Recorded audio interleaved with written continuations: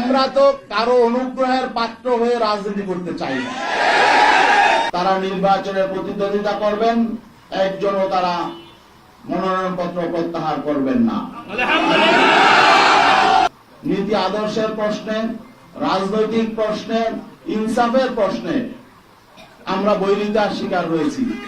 সেই জন্য আমরা আজকে আপনাদের সামনে ঘোষণা দিতে বাধ্য হচ্ছি যে ইসলামী আন্দোলন বাংলাদেশ আসন্ন ত্রয়োদশ জাতীয় সংসদ নির্বাচনে যে 270টি আসনে মনোনয়নপত্র সাবমিট করেছে, এর মধ্যে আপিলে 2 জন বাতিল হয়েছে।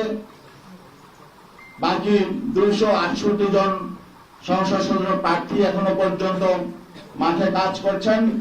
আমরা তাদেরকে নির্দেশনা দিয়ে দিয়েছি, তারা নির্বাচনের প্রতিদ্বন্দ্বিতা করবেন, একজনও তারা মনোনয়নপত্র প্রত্যাহার করবেন না।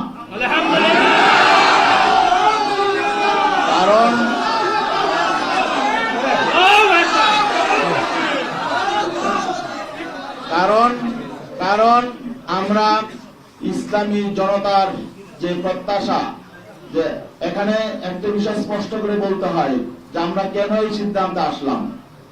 জানেন যে এখানে বাংলাদেশ জামাত ইসলামী একটি বড় শক্তি ছিল, অস্বীকার করার সুযোগ নেই। তাদের শক্তি সামর্থ্য অনেক বেশি, ঠিক আছে, কিন্তু আমরা আদর্শিকভাবে, নৈতিকভাবে আমরা কারো চেয়ে দুর্বল নই।